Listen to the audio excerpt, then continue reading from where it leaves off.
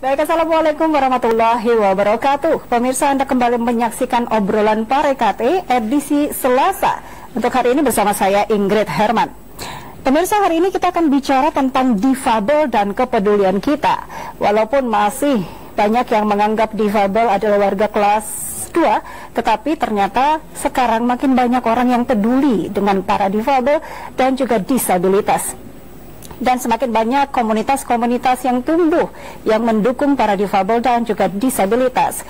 Untuk hari ini kami mengundang seorang narasumber yang selama ini juga sangat peduli dengan kaum difabel, yaitu Dr. Ishak Salim SIP MA.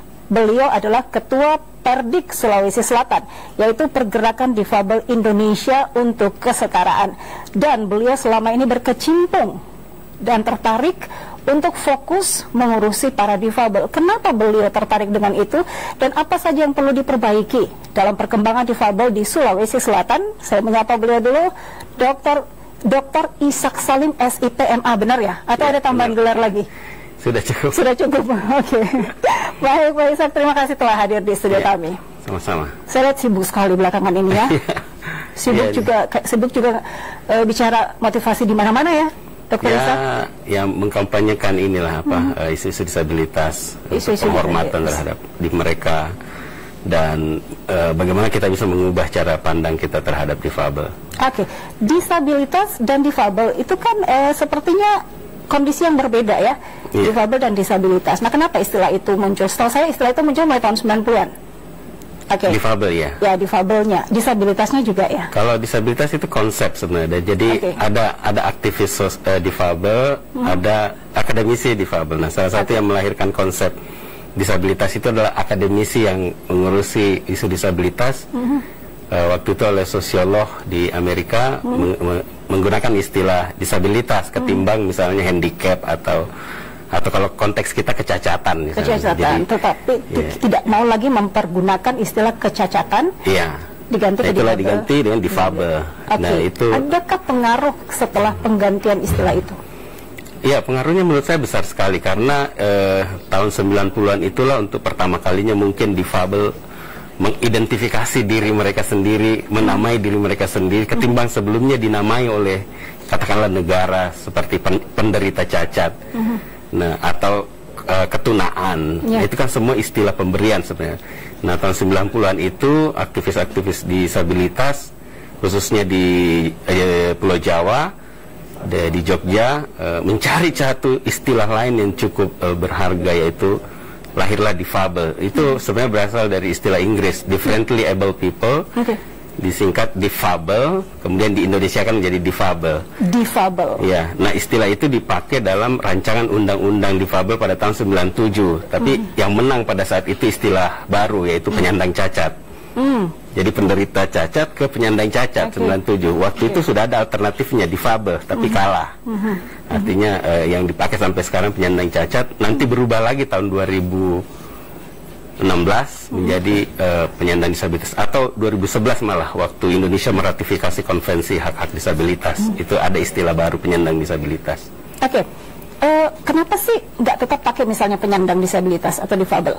Ya, itu memang ada perbedaan cara pandang, memang cara perspektif. Misalnya yang menggunakan kata penyandang itu sangat dipengaruhi oleh pendekatan individual, bahwa individu seseorang, tubuhnya kah, pikirannya kah, atau mentalnya yang bermasalah atau yang mengalami gangguan, itu jadi persoalan berasal dari individunya, makanya disebut penyandang. Nah, istilah lain yaitu pendekatan sosial mengatakan persoalan terbesar itu adalah bukan pada individu, tetapi hal di luar individu yang mendisabelkan seseorang. Misalnya desain sosial, desain arsitektur, desain tontonan, ya, atau desain literatur, buku-buku hanya bisa dibaca oleh orang yang melihat.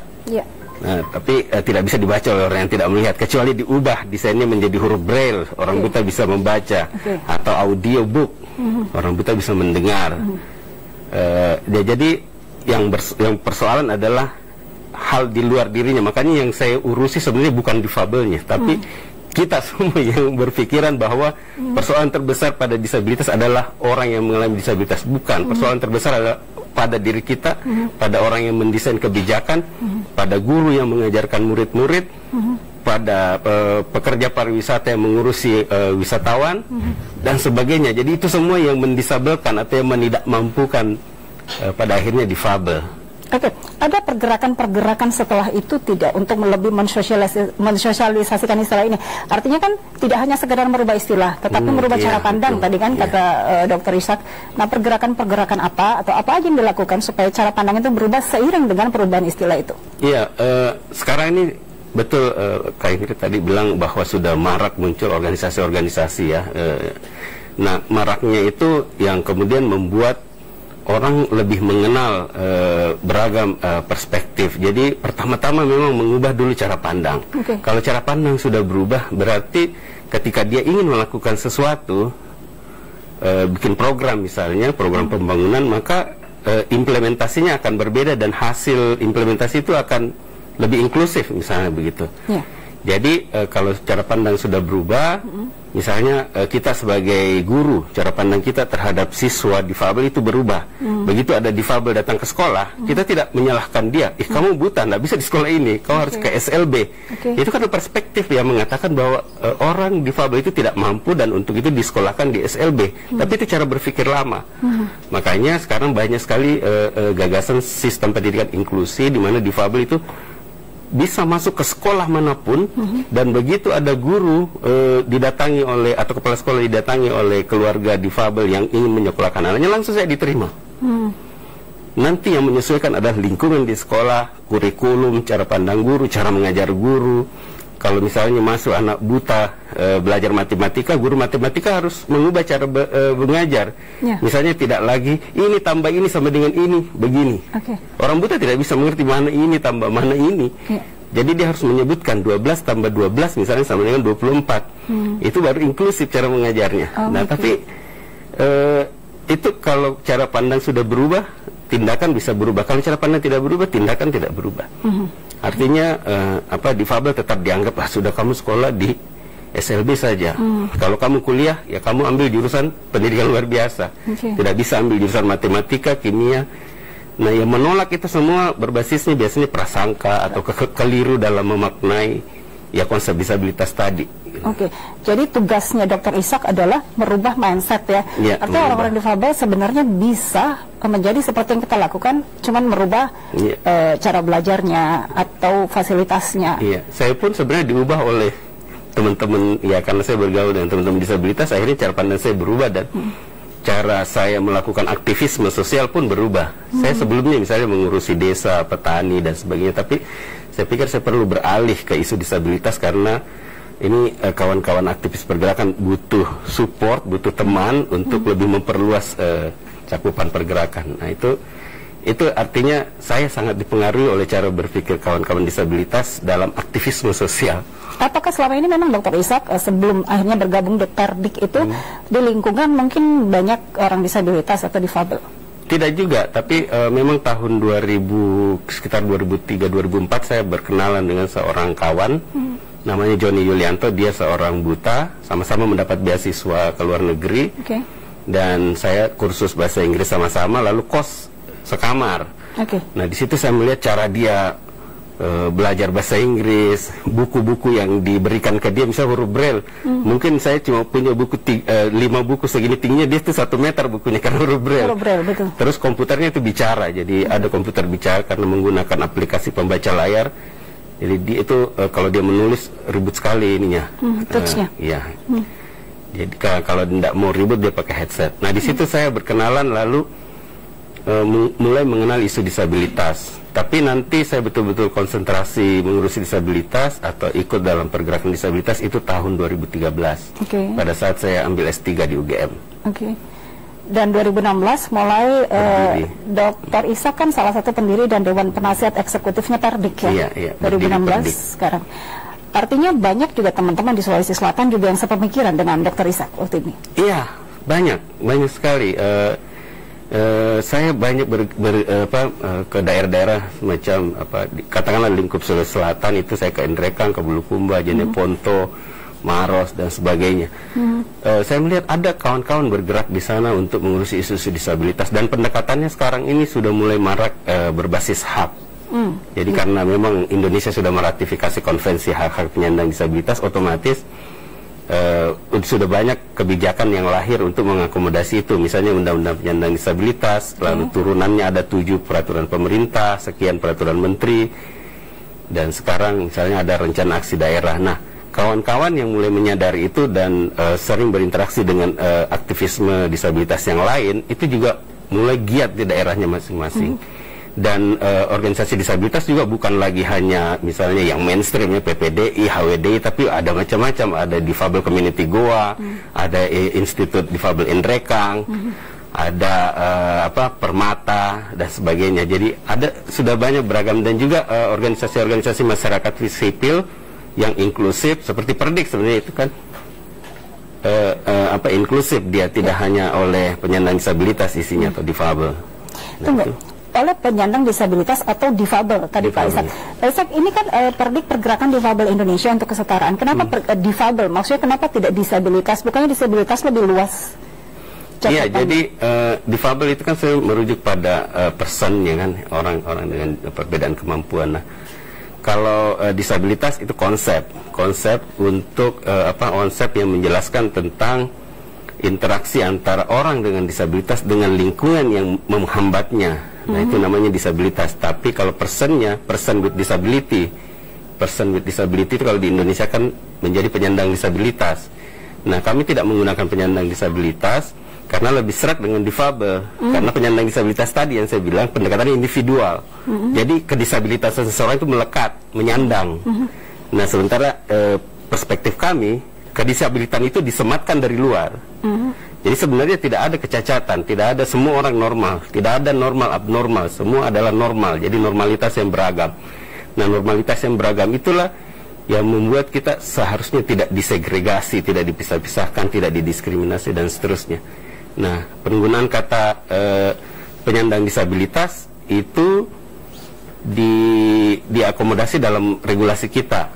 Ya, tetapi difabel secara kultural itu tumbuh dari perjuangan difabel tahun 90-an itu. Nah, saya membaca beberapa literatur perbedaan antara disabilitas dan difabel. Disabilitas itu suatu kondisi yang biar dibantu ya maksudnya ya segitu lambat gitu, tidak bisa maksimal hasilnya. Sementara difabel itu ketika diberi fasilitas penunjang yang mendukung, mereka bisa seperti orang normal yang lain. Nah, itu betul atau salah? Ya, ada yang mempersepsikan seperti itu. Tapi sebenarnya yang utama itu adalah konsep disabilitas itu sebagai sesuatu yang kombinasi antara diri individu dengan lingkungan. Nah, diri seseorang kalau dia mengalami disabilitas, katakanlah sebelum menjadi disabilitas dia tidak memerlukan alat bantu. Tetapi ketika mengalami disabilitas, misalnya ketika matanya mengalami glukoma, lalu kemudian mengalami kebutaan, dia menjadi memiliki kebutuhan, misalnya tongkat, atau yang diamputasi kakinya, misalnya membutuhkan kaki palsu atau kursi roda. Kemudian yang tuli menggunakan alat bantu dengar atau bahasa isyarat. Nah, itu semua adalah totalitas diri seseorang. Nah, soal lambat tidaknya tadi itu adalah ketika alat-alat bantu ini tidak tersedia. Jadi misalnya mau mengajar anak cerebral palsy yang mengalami lumpuh otak, itu akan sulit ketika tidak dibarengi dengan fisioterapi. Ya, misalnya membuat dirinya kelenturan tubuhnya itu tidak menjadi kaku. Karena kalau kaku, dia misalnya dia tidak akan bisa melakukan pekerjaan-pekerjaan rutin. Nah, itu akan terus menjadi melambat kalau ini tidak diberesi dulu. Orang yang mengalami kelumpuhan sulit sekali diajak bergerak cepat ketika tidak difasilitasi dengan kursi roda misalnya. Orang berkursi roda akan tetap sulit keluar rumah kalau fasilitas transportasi infrastruktur tidak memadai. Jadi walaupun ada kursi rodanya tetap akan di rumah terus, karena bagaimana mau keluarga, bagaimana mau naik kendaraan PTPT, bagaimana mau menikmati Pantai Losari dan seterusnya. Jadi begitu juga di pendidikan sebenarnya. Kalau metode-metode pengajaran inklusif sudah banyak diterapkan atau dipelajari oleh guru-guru, maka proses itu bisa antara lambat dan cepat itu bukan satu problem lagi. Bahkan dalam kondisi konvensional sekalipun, lambat dan tidaknya itu bisa terjadi pada siapapun gitu. Oke. Bukan hanya disabilitas. Jadi orang normal pun bisa. Jadi. Nah, kata orang normal pun itu sesuatu yang ableist istilahnya, sesuatu yang tidak cocok. Jadi karena menganggap ada normal, ada abnormal. Oh, oke. Ya, jadi mungkin yang perlu disalahkan adalah lingkungan, misalnya.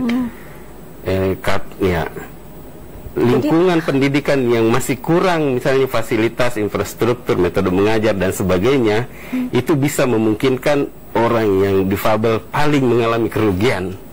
Jadi bukan orang normal saja yang bisa ini, karena kata itu menjadi problematik. Semua orang normal pada dasarnya. Jadi yang ada adalah normalitas yang beragam. Nah, siapapun bisa mengalami hambatan ketika infrastruktur tidak mendukung, kebijakan tidak mendukung, anggaran tidak mendukung, guru tidak mendukung, dan seterusnya. Artinya orang dalam tanda kutip normal pun kalau tidak didukung bisa jadi difabel gitu. Bisa. Baik. Tadi Dr. Isa mengatakan bahwa undang-undang kita kan sudah mulai berpihak pada penyandang disabilitas, seperti itu. Masalahnya kalau menurut Dr. Ishak yang terlihat adalah kita mulai adalah dari Sulawesi Selatan sendiri. Penerapannya bagaimana kalau menurut Dr. Ishak? Dari segi regulasi, Sulawesi Selatan dan Kota Makassar cukup maju dibanding yang lain, karena misalnya Perda Disabilitas Kota Makassar itu kalau tidak salah 2015, artinya sebelum Undang-Undang Penyandang Disabilitas turun. Nah, itu lebih progresif kah? Tapi dalam konteks pemenuhan hak disabilitas, ingat kita harus memperhatikan 3 indikator. Yang pertama adalah indikator struktur, kemudian indikator proses, dan indikator hasil. Nah, indikator struktur ini yang berkaitan dengan kebijakan. Jadi ketika Indonesia memiliki regulasi yang sudah cukup banyak, atau setiap daerah juga sudah memiliki regulasi itu, maka indikator strukturnya sudah baik. Tapi prosesnya bagaimana?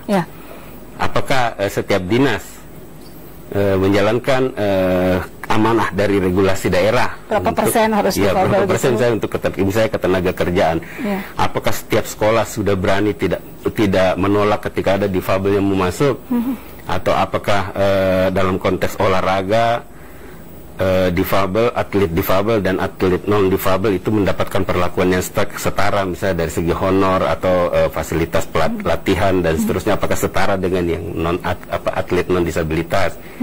Itu semua diurusi oleh dinas-dinas SKPD atau organisasi perangkat daerah. Nah, menurut Dr. Ishak bagaimana? Nah, kalau itu biasanya ini kalau dalam konteks birokrasi, kalau pas dapat kepala dinas yang bagus, boleh jadi bagus implementasinya. Tapi kalau terjadi mutasi, harus lagi mulai dari awal lagi. Ada pengalaman itu, dokter? Iya, beberapa kali itu terjadi. Di mana aja, dok? Ya. Nah, tapi ada yang menarik kalau Kota Makassar, karena ini ada pertemuan intensif. Jadi pemerintah Kota Makassar melalui Bapeda itu sedang menyiapkan rencana aksi daerah penyandang disabilitas 2022-2027. Nah, RAD itu kemudian akan menjadi acuan nanti wali kota baru untuk menjalankan upaya-upaya pemenuhan dan penghormatan hak-hak disabilitas di Kota Makassar. Dan itu melibatkan partisipasi kawan-kawan, organisasi disabilitas, dan nantinya akan ada kesiapan anggaran untuk itu. Apakah itu baru mulai sekarang? Apakah artinya baru bergerak sekarang? Ataukah karena dirasa pergerakan yang dari 2015 ini kurang maksimal, akhirnya digerakkan lagi? Sebenarnya mungkin setiap tahun ada dinamika pergerakannya. Jadi kalau saya ingat misalnya di 2016 mulai di sini di Sulawesi Selatan khususnya, setiap tahun itu ada dinamika yang yang terjadi. Intinya adalah kawan-kawan disabilitas selalu mengupayakan agar mereka bisa berpartisipasi dalam pembangunan, dalam musrenbang, baik di desa maupun kecamatan atau di kelurahan. Kemudian mereka berupaya untuk berkolaborasi dengan organisasi-organisasi yang ada, termasuk dengan SKPD, lalu kemudian mengupayakan agar tidak didiskriminasikan dalam layanan-layanan publik. Itu selalu ada upaya-upaya itu, dan menurut saya itu perkembangan yang positif untuk dilihat ketimbang misalnya berapa rupiah yang disediakan oleh pemerintah kota. Kalau menurut pengamatan Dr. Ishak, seperti kantor-kantor, apakah semua kantor sudah mau menerima sesuai persyaratan penerimaan difabel berapa persen, dan kemudian sekolah-sekolah juga bagaimana? Kalau menurut pengamatan Dr. Isa? Kalau pengamatan saya baru sebatas saat ini, misalnya Wakil Gubernur Sulawesi Selatan yang saat ini saya tidak apakah sudah definitif gubernur, belum ya? Itu menyatakan bahwa pemerintah Provinsi Sulawesi Selatan akan mengakomodasi 2% pada proses seleksi. Nah, tetapi jumlahnya sekitar 7 dari 2.300 berapa ribu lah yang akan diterima. Tetapi persoalannya adalah kuota 2% itu memang afirmasi buat difabel. Nah, jalur umum ini harus tetap terbuka untuk difabel mau ikut. Jadi bagi difabel yang ingin berkompetisi di 2% ini silahkan ambil jalur ini, tapi yang di jalur umum difabel juga tetap bisa. Jadi kalau ada yang lulus dengan kondisi disabilitas, jangan tidak diluluskan gara-gara dia mengambil jalur umum.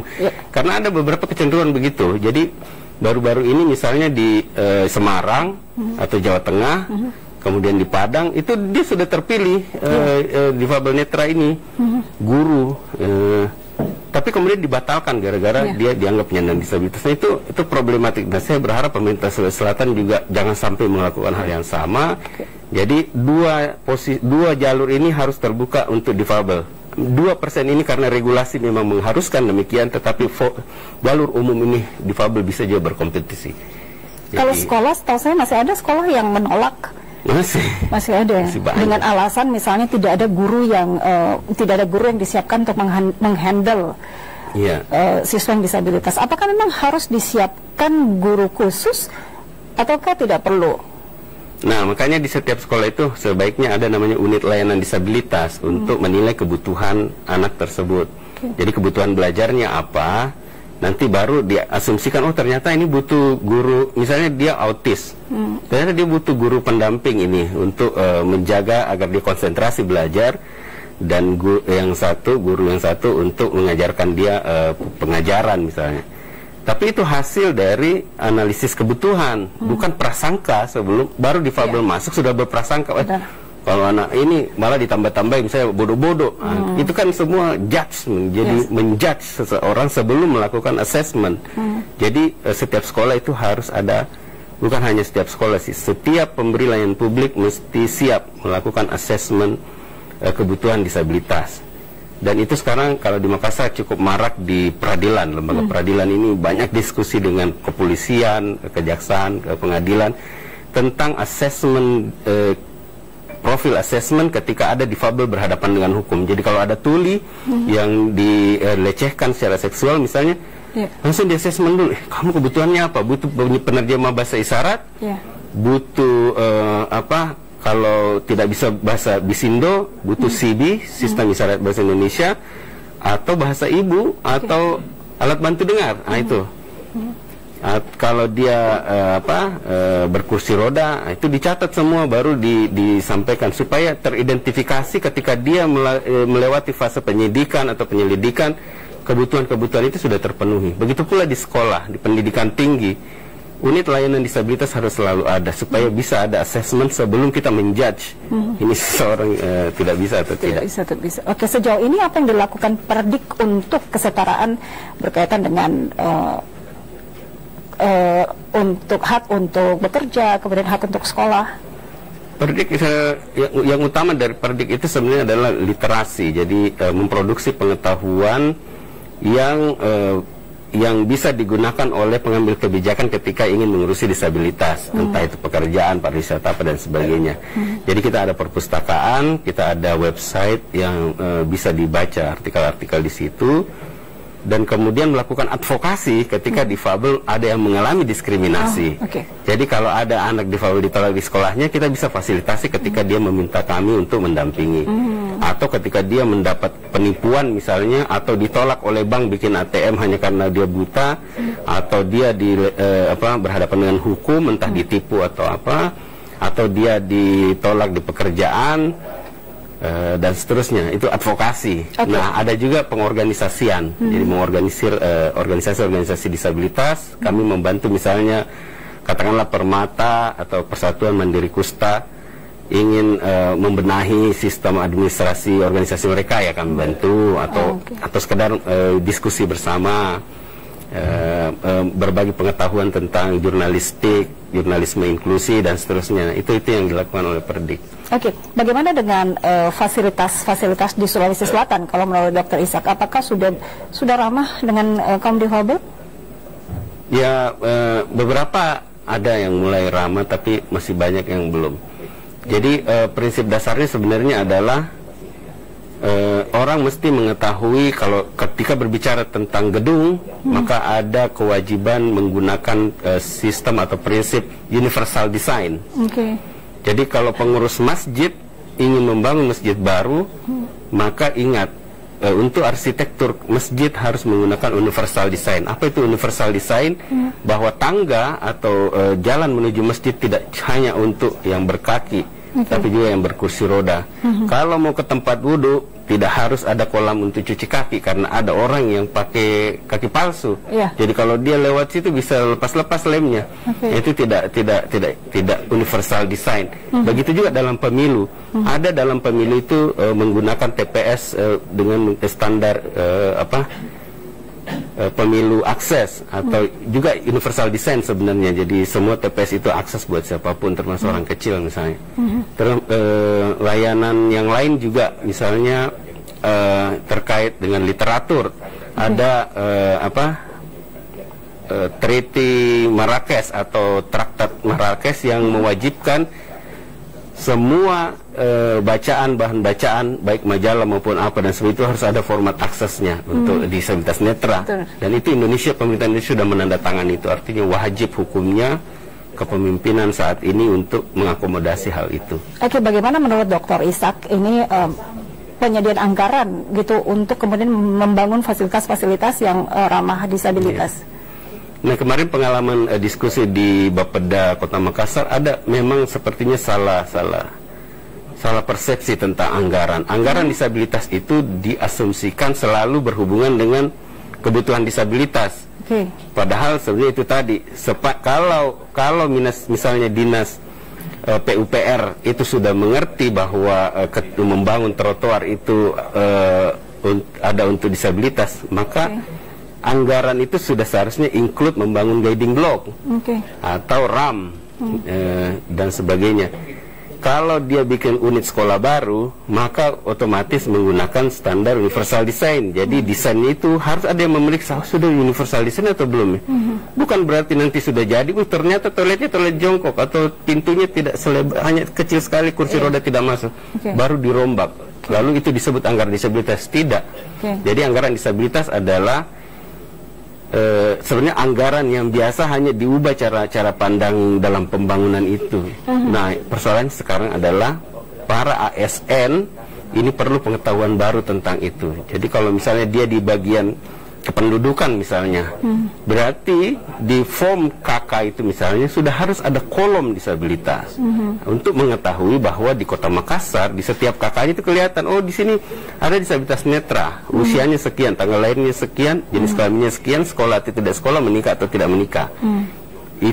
Itu berubah cara berpikir situ. Tetapi kalau cara berpikir itu tidak berubah, setiap mengeluarkan KK selalu tidak ada kolom disabilitas, sehingga kita tidak memiliki data disabilitas. Begitu juga kalau pemilu, kalau dia dalam mendata disabilitas tidak ada kolom misalnya disabilitas mental, psikososial, maka selamanya KPU tidak memiliki data berapa orang penyandang disabilitas psikososial atau orang dengan gangguan kejiwaan yang terdata dalam pemilu kali ini. Tidak ada, karena memang kolomnya tidak ada. Kenapa kolomnya tidak ada? Karena cara berpikir pelaksanaannya tidak berubah. Tapi bukankah selama ini sudah kita mau pemilu seperti itu sudah ketahuan ini yang penyandang disabilitas berapa banyak? Betul. Itu dari mana? Tapi yang saya beri contoh adalah tidak ada kolom penyandang disabilitas psikososial. Kalau tunanetra seperti dalam kolom itu ada, grahita ada, tapi yang tidak ada itu psikososial. Nah, dia psikososial ini kayaknya masuk di grahita, disatukan di situ. Tapi kan dalam pendataan belum tentu pendata tahu kalau ada orang misalnya skizofrenia atau bipolar di rumah ini, kemudian dia masuk kategori apa ini? Mungkin masuk grahita, padahal grahita itu intelektual kan, misalnya. Oh, nah, itu untuk KPU, tapi untuk data disabilitas pemilih difabel di KPU itu lumayan lah, mendingan ketimbang yang pendataan yang lain. Bahkan sensus penduduk 2020 tidak ada pertanyaan apakah Anda disabilitas atau tidak. Nah, itu artinya apa? Data kependudukan 2020 tidak kita temukan data disabilitas. Jadi itu problematik sekali. Iya. Jadi dianggap tidak jelas. Oke. Iya. Jadi nanti dianggap semuanya tidak disabilitas. Iya, gitu. Padahal ada yang butuh mungkin perlakuan atau fasilitas khusus ya. Iya, betul. Disitulah kita tahu misalnya, ke Kecamatan Rapocini ada sekian orang difabel karena berdasarkan sensus penduduk. Tapi sekarang nggak bisa. Kalau tahun 10 tahun yang lalu masih ada. Nah, saya juga tidak tahu kenapa ini. Ketika Dokter Ishak, ketika itu kemudian nanti diadakan sehingga pimpinan jadi tahu, oke, kita punya berapa yang disabilitas seperti itu. Apa yang diharapkan Dokter Ishak untuk kedepannya nanti? Apa yang harus disediakan akhirnya untuk kedepannya supaya kita tidak terus tertinggal dan mereka yang dengan disabilitas juga bisa menikmati seperti yang kita nikmati? Saya kira prinsip-prinsip dasar saja dulu lah. Misalnya yang saya selalu mengatakan ada 4 hal yang sangat urgen ketika mau mengurusi disabilitas. Yang pertama adalah soal partisipasi. Dan partisipasi ini dari segi regulasi ini juga sudah diatur. PP 70 2019 itu sudah mengatur partisipasi difabel dalam pembangunan, implementasi maupun monitoring pembangunan. Jadi kalau musrenbang kota, kecamatan, kelurahan tidak melibatkan difabel itu sudah melanggar. Tapi secara prinsip kalau itu diketahui pasti melibatkan difabel. Yang kedua adalah aksesibilitas. Jadi upayakan semua proses itu akses, baik fisik maupun non fisik. Lalu non diskriminatif, jangan bersikap diskriminatif dalam proses pembangunan. Selalu berpikir bahwa ada difabel, kepentingan difabel atau kepentingan kelompok-kelompok rentan yang lain di situ. Dan yang keempat adalah kolaboratif. Jadi karena apa? Karena organisasi disabilitas sudah nyaris harus ada di banyak daerah. Mungkin ada yang katakanlah di wilayah yang terlalu jauh dari ibu kota provinsi, katakanlah Luwu Timur atau Luwu Utara. Saya tidak tahu apakah organisasinya seaktif dan sesemarak di Makassar ini yang bisa ada belasan organisasi disabilitas. Nah, wilayah-wilayah yang jauh itu mungkin agak terlambat kecuali intensitas organisasi pergerakan ini mengarah ke sana. Nah, keempat prinsip tadi kalau itu dijalankan menurut saya itu sudah bagus. Karena dengan cara melibatkan difabel dalam perencanaan, maka kita jadi mendengar suara difabel.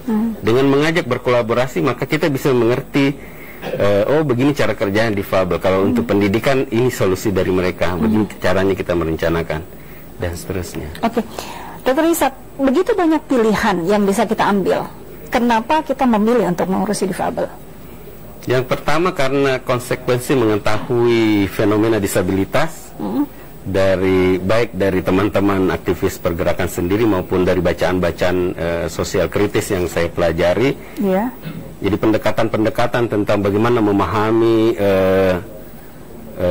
fenomena disabilitas dalam pembangunan, misalnya dengan variasi yang sangat beragam, ada netra, ada daksa, ada sensorik pendengaran, ada intelektual dan sebagainya.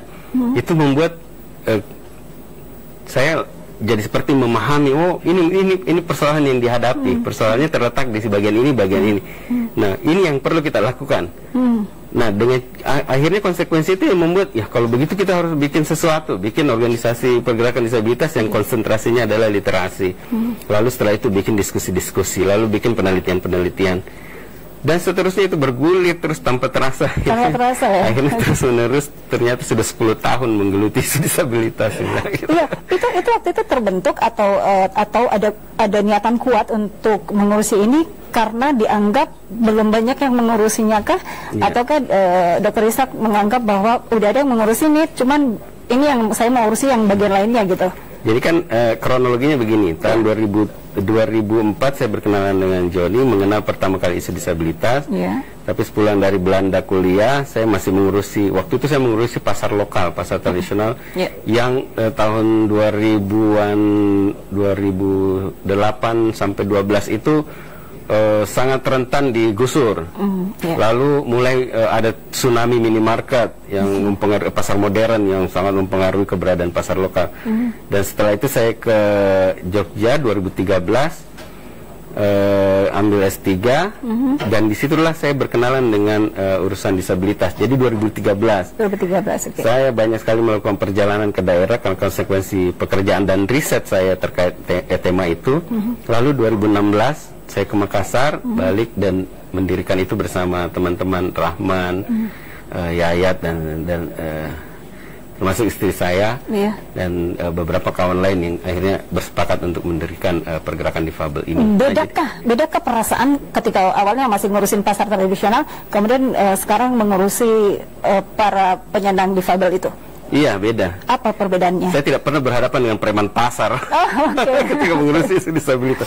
Kalau di pasar itu, kalau saya tidur di terong, tiba-tiba terjadi kericuan gara-gara ada perkelahian antara preman pasar suruhannya developer misalnya yang melawan aktivis-aktivis pedagang pasar di terong. Kalau di isu disabilitas, saya nyaris tidak menghadapi kekerasan-kekerasan atau teror-teror seperti itu.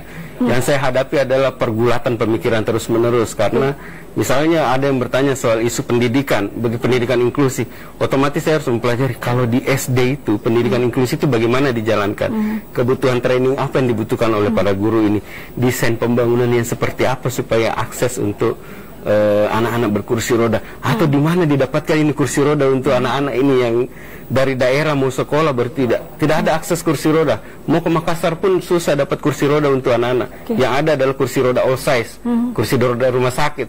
Jadi kalau itu dikasih anak-anak kan kasihan begini cara ini karena terlalu tinggi. Nah, itu sampai memikirkan hal-hal seperti itu, sampai harus menghubungi kawan di Jogja, bisakah mendatangkan kursi roda bekas untuk anak-anak seusia ini, pinggangnya sekian, lebarnya dan sebagainya. Setelah itu bergulat lagi mengurusi difabel berhadapan dengan hukum lah. Ini di peradilan bagaimana mekanismenya supaya tidak diskriminatif. Ya harus lagi bernegosiasi dengan katakanlah kepala pengadilan atau pihak kepolisian dan seterusnya. Jadi ada pergulatan terus-menerus tapi tanpa teror kekerasan. Beda kalau urus misalnya aktivis pertambangan atau. Tapi selain masalah preman tadi, Dokter Ishak, secara batin sendiri lah, bagaimana dokter menghadapi penyandang difabel dengan menghadapi yang bukan penyandang difabel secara batin? Awalnya agak gampang juga. Misalnya bagaimana saya berpelukan dengan orang kawan ini yang tidak punya lengan, atau sekamar dengan orang yang pernah mengalami kusta. Di saat pemikiran kita masih menganggap kusta itu penyakit kutukan atau dia penyakit menular yang berbahaya, lalu berteman dengan aktivis yang ya sudah sembuh tapi cara berpikir belum berubah. Nah, awal-awal itu mengalami kegamangan seperti itu. Bagaimana dengan kawannya ini yang diamputasi tangan kanannya mau salaman ini, apakah mengajukan tangan kiri atau nah, ada kebingungan seperti itu. Atau kalau ngobrol dengan orang berkursi roda sebaiknya bagaimana ya, apakah saya ikut duduk atau saya tetap berdiri, karena kalau berdiri kesannya ada jarak, ada hierarki gitu ya. Nah, tapi itu di awal-awal, tahun-tahun awal, kemudian karena semakin sering ya akhirnya terbiasa. Bahkan mulai mengerti kalau berjalan sama teman netra itu bagaimana cara dituntunnya, apakah ditarik atau cukup pegang tangan kita saja, atau etika. Makanya dikenal dengan saya mempelajari itu etika disabilitas. Ya, jadi kita bagaimana ya beradab kepada difabel misalnya yang tidak mendengar. Bagaimana harusnya? Ya misalnya kalau memanggil dia jangan, misalnya dia menghadap ke sana, tepuk saja pundaknya atau lempar kertas ke dekatnya begitu. Tidak usah panggil namanya, biar sekeras pakai mikrofon tidak dengar. Kalau kita memanggil keras-keras malah sebenarnya melakukan pengejekan atau menghina, karena kita sudah tahu dia tuli kan. Jadi pakai isyarat-isyarat. Nah itu etikanya. Ya, etika disabilitas. Atau kalau ada orang kecil, teman kita misalnya ngobrol sama dia ya kita jongkok gitu atau duduk supaya setara. Saya pernah punya kawan dari Jawa itu, saya mau traktir, dia datang ke Makassar, saya mau traktir dia makan kondro di Karebosi, tapi saya bawa ke lantai 2, ternyata setengah mati naik tangga. Tangga untuk kita sangat biasa sekali, bagi mereka setengah mati karena secara fisik itu tidak akses, mestinya ada Ya mungkin saya seharusnya di lantai 1, tapi dengan interaksi begitu saya jadi ngerti. Ya? Ngerti. Selain istri, siapa lagi yang mendukung Dr. Ishak?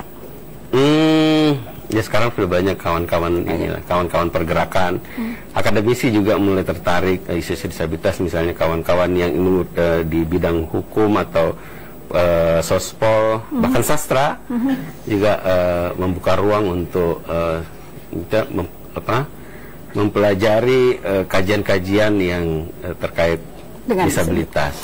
Dr. Ishak, saya tertarik disertasi dokter yang judulnya Keluar dari Hegemoni Pencacatan, sebuah kajian politik pengetahuan dalam aktivisme Gerakan Difabel Indonesia. Ini tujuannya apa ya? Apa sih yang digali di situ dan apa tujuannya? Iya.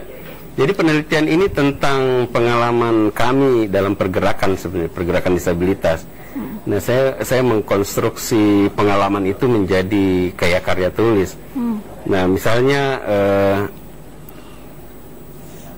karena metodenya adalah participatory action research, jadi riset aksi partisipatif bukan hanya riset. Jadi hasil riset itu kemudian dibuat rencana aksi, lalu beraksi. Nah, jadi agak panjang prosesnya.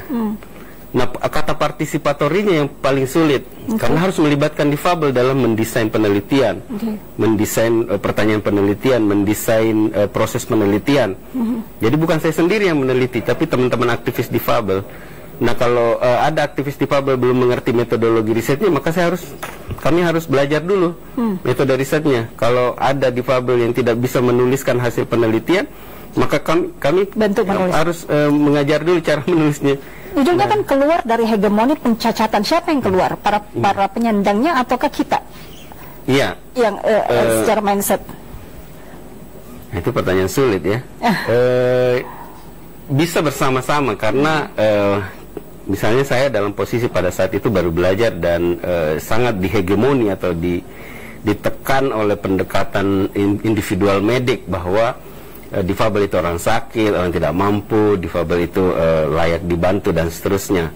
Nah, kemudian dengan interaksi dengan kawan-kawan gitu saya mengalami perubahan perspektif. Jadi, ternyata hegemoni yang dimaksud di sini adalah pengetahuan biomedik yang sangat kuat mencengkeram cara berpikir orang. Jadi bahkan urusan sosial pun pada akhirnya diurusi oleh definisi medik. Misalnya kayak Gus Dur lah misalnya, Abdurrahman Wahid. Itu kan secara medik dia didiskriminasikan. Jadi karena yang mengeluarkan rekomendasi itu adalah IDI, Ikatan Dokter Indonesia, Institusi Kesehatan ya. Mengatakan bahwa Gus Dur tidak sehat jasmani dan rohani karena dia buta. Ya. Kemudian ditambahkan kalimat untuk itu berpotensi tidak mampu menjalankan fungsi kepresidenan. Nah, jadi pada kepresidenan ini adalah boleh jadi fungsi sosial, fungsi politik, fungsi ekonomi. Nah, yang berangkat dari definisi medik. Jadi cara pandang medik itu yang menghegemoni, maka itu adalah kita mesti keluar. Tapi cara keluarnya bagaimana? Nah, ini sudah dirasuki, adalah mendekonstruksi sedikit demi sedikit, membongkar sedikit demi sedikit, sampai akhirnya kita bisa keluar dari hegemoni itu dan memperkenalkan pengetahuan lain yang lebih menghargai difabel, misalnya pendekatan hak, pendekatan sosial, dan seterusnya. Dan buktinya memang Gus Dur mampu kan? Iya, artinya dia pada saat mampu, tapi pada saat itu sudah diskualifikasi dari pencalonan karena KPU kemudian menggunakan surat IDI itu untuk menjegal atau membatalkan atau bahasa hukumnya mendiskriminasikan Gus Dur dan Marwah Daud Ibrahim calonnya waktu itu sebagai kontestan presiden. Jadi yang mengalami diskriminasi akhirnya. Itu kalau tahun sebelumnya dia adalah presiden. Ya, itu yang harus kita keluar dari hegemoni itu. Nah, itu keluar dari hegemoni biomedik. Artinya, ini sebenarnya perdebatan besarnya. Pertama kali orang didefinisikan itu berdasarkan sakit tidaknya dia, lalu kemudian cacat tidaknya, lalu kemudian disabilitas tidaknya. Jadi ada namanya kecacatan. Memang kalau dalam istilah Inggris itu impairment. Jadi kalau kita kecelakaan, tabrakan misalnya, kemudian diamputasi, itu impairment namanya, kecacatan. Kalau misalnya pada saat mengalami impairment kita tidak mendapatkan kursi roda, tidak mendapatkan krek, tidak bisa sekolah dan sebagainya, itu mengalami disabilitas. Nah, jadi tapi ketika difasilitasi kita bisa keluar dari situ. Bisa keluar. Jadi itu tugasnya Perdik ya, Pergerakan Difabel Indonesia untuk Kesetaraan. Jadi kayak kasusnya Gus Dur, contoh. Kasusnya Gus Dur itu sebenarnya harus dilihat juga dari potensi-potensi lainnya, bukan hanya dari biomedik tadi. Iya, betul. Dan Gus Dur itu bisa dikatakan high level dari situasi masyarakat. Nah, yang low level ini banyak sekali. Misalnya keluarga-keluarga yang anaknya difabel yang kemudian disekolahkan di SLB, tapi kemudian orang tua tidak punya kontrol terhadap dia. Lalu misalnya ada anak yang usia mental dan usia kalendernya biologisnya berbeda. Misalnya secara biologis dia sudah 17 tahun, tapi secara mental masih 9 tahun. Di satu sisi orang tua begitu jauh karena anak ini diasramakan. Nah, kerentanan-kerentanan seperti itu banyak ditemui di isu-isu disabilitas. Klaim-klaim seperti itu juga akhirnya yang mempengaruhi orang tua dalam bagaimana mendidik anaknya yang difabel atau disabilitas dari kecil ya, Dr. Ishak. Artinya ketika dokter mengatakan anak ini kondisinya seperti ini cenderungnya akan begini, itu mempengaruhi orang tua untuk kemudian mentreatment anak tersebut. Bahkan boleh jadi dikatakan bahwa orang tua kebanyakan juga tidak dapat mengakses pengetahuan yang benar terkait anaknya. Kawan saya misalnya, dia mengalami katarak di usia kanak-kanak dan butuh waktu kurang lebih 11 tahun untuk bisa mengakses pengobatan katarak. Artinya orang tua dalam treatment anaknya ini dia mendapatkan informasi pertama itu mistis, bahwa ini bisa disembuhkan oleh dukun dan sebagainya atau ramuan-ramuan. Tapi secara medik sudah diketahui ini urusan katarak dan ada obatnya. Tapi butuh waktu 11 tahun karena di kampung, butuh waktu 11 tahun untuk kemudian disadari, oh ini katarak, ini bisa disembuhkan. Lalu di operasi pertama, oh iya betul berkurang. Tadinya sudah mengalami kebutaan, sekarang masih mengalami low vision. Nah, tapi dia kehilangan waktu yang panjang akibat cara berpikir individu mistis dan sebagainya yang keliru ini. Dan itu bukan hanya di mata, pendengaran begitu, mental begitu, orang dipasung juga. Semua persoalannya akses kepada pengetahuan yang benar. Persoalannya siapa yang mau menyampaikan pengetahuan benar ini ke kampung-kampung. Ilmu psikologi yang dipelajari di kampus-kampus, bagaimana caranya orang desa bisa pelajari. Siapa yang mau mengajar ke orang desa tentang psikologi? Kalau ada anggota keluargamu mulai mendengar sesuatu yang tidak didengar orang lain, mulai melihat sesuatu yang orang lain tidak melihat, itu kan gejala-gejala skizofrenia. Yang kalau tidak diobati akan menjadi kencang. Bisikan-bisikan itu akan semakin menekan. Lalu mau berobat, tidak tahu mau berobat kemana. Di puskesmas tidak ada psikolog di situ, tidak ada psikiater. Dalam satu kabupaten tidak ada psikiater, tidak ada psikolog. Kemana yang kuliah di situ? Mereka lebih memilih tinggal di kota misalnya, tidak pulang kampung. Nah, begitu ada masuk ke puskesmas, orang puskesmas langsung bilang bawa saja ke Rumah Sakit Jiwa Makassar. Begitu dibawa ke Rumah Sakit Jiwa Makassar, orang Rumah Sakit Jiwa memperlakukan semua jenis gangguan psikososial itu sama saja, langsung kelas berat, langsung dihantam. Jadi menurut Dokter Ishak, apa nih yang harus dilakukan masyarakat kita nih? Wah, banyak PR-nya ya, Dok. Apa-apa, at least yang bisa disampaikan, bisa didengarkan, setidaknya mindsetnya berubah dulu. Iya, yang penting membuka dialog, kerjasama dan difabel. Kan menurut saya kayak Kota Makassar itu sudah mujur lah, ada belasan organisasi disabilitas. Orang-orang tua yang memiliki anak-anak disabilitas juga berhimpun, dan itu semua bisa diajak dalam mengurusi membuat kota ini lebih nyaman misalnya. Misalnya mendesain mall, mendesain bioskop, mendesain taman, itu melibatkan difabel, organisasi-organisasi disabilitas yang ada di kota ini, dan kedepannya kita memiliki fasilitas-fasilitas yang nyaman itu. Kita mulai dari orang tua dulu. Bagaimana orang tua harusnya memperlakukan anak-anak yang difabel? Kemudian kita ke lingkungan, kemudian kita ke kota, kemudian kita ke provinsi? Saya kira ya itu mungkin jawaban saya tidak mewakili betul-betul pengalaman orang tua, karena saya bukan orang tua dengan disabilitas. Tapi yang saya banyak dengar dari orang-orang tua yang memiliki anak disabilitas itu adalah pertama menerima anak itu sebagai sebagai anak yang seperti anak yang lain, tidak bisa diperlakukan secara dibeda-bedakan misalnya. Yang banyak dilakukan orang tua adalah mencari informasi sebanyak-banyaknya tentang kondisi anaknya ini. Nah, ada memang beberapa fenomena, misalnya orang tua denial gitu, atau atau ini bukan autis, ini apa ini. Gitu ya?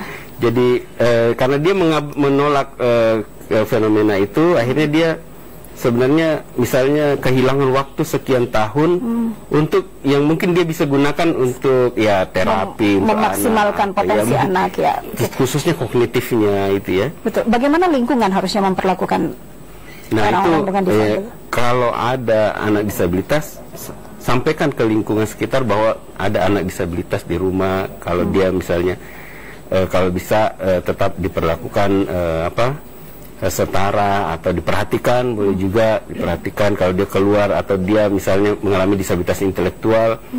Disabilitas intelektual itu tidak punya kecenderungan untuk mencuri misalnya, tapi boleh jadi dia mengambil barang sesuatu, kemudian nanti orang tuanya bilang nanti saya bayar misalnya. Nah, orang-orang di sekitar mulai mengerti, oh ini sebenarnya anak disabilitas intelektual. Dia kalau mengambil sesuatu, anak ini bukannya mencuri, hanya tidak tahu, belum tahu norma sosialnya seperti apa. Baik, Dokter Ishak, kan banyak orang yang mengeksploitasi kondisinya untuk mendapatkan uang, dan kemudian banyak masyarakat yang kasihan dan memberikan uang seperti itu. Nah, apakah itu betul atau harusnya bagaimana masyarakat memperlakukan mereka supaya mereka tidak mengeksploitasi kelemahan mereka dalam tanda kutip, tetapi justru menjadikannya sesuatu yang bisa membuat mereka berkembang? Iya, saya ini dulu kondisi seseorang melakukan tindakan-tindakan seperti itu boleh jadi dikarenakan oleh tekanan-tekanan sosial. Misalnya kawan-kawan yang pernah mengalami kusta itu biasanya tidak punya pilihan lain untuk bekerja di sektor formal maupun informal, sehingga harus memilih alternatif lain untuk menghidupi kehidupannya, entah misalnya berjualan barang-barang kecil misalnya yang bisa dijajakan di jalan-jalan, atau misalnya dia mengemis, mencari cara untuk mencari uang. Kalau menjadi pengemis itu memang dikarenakan oleh tekanan-tekanan sosial yang begitu kuat, tekanan-tekanan pembangunan yang begitu kuat sehingga berdampak ke mereka, ya sulit juga untuk disalahkan. Tetapi pertanyaan terbesarnya adalah orang-orang seperti ini kan sudah harusnya dilindungi negara. Nah, pemerintah berbuat apa kepada mereka? Pernah ada kejadian kan, Dokter Ishak, yang kemudian pemerintah turun tangan ingin mengoperasi, ada yang lehernya bengkak, ingin mengoperasi tetapi ditolak oleh orang tuanya karena itu dieksploitasi untuk mendapatkan banyak uang. Kan pernah kejadian seperti itu di Kota Makassar. Oke, closing statement Dokter Ishak, apa yang ingin Anda sampaikan kepada masyarakat pemirsa TVRI untuk bagaimana memperlakukan para difabel dan memberdayakan mereka?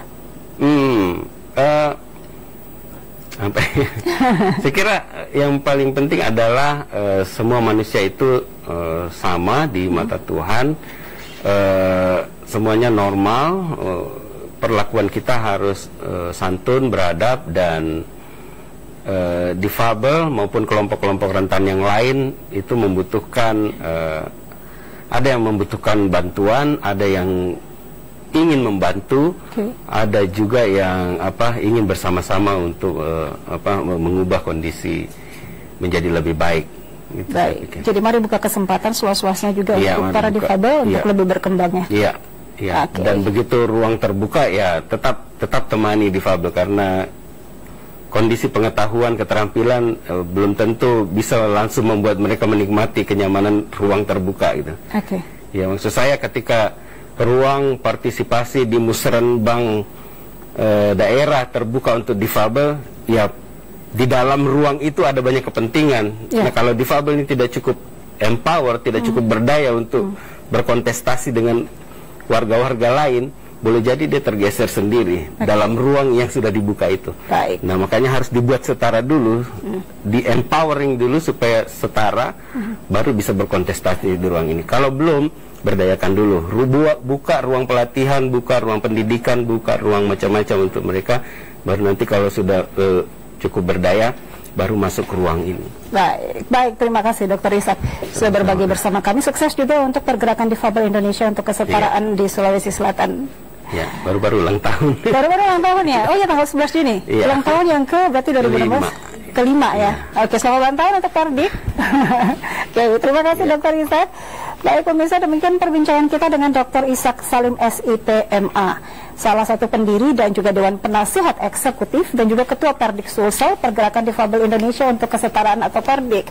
Mari sama-sama kita beri kesempatan bagi para difabel karena sesungguhnya mereka mampu ketika kita memberikan mereka kesempatan dan juga memfasilitasi mereka. Mari sama-sama berdampingan dan membantu para difabel untuk lebih berkembang.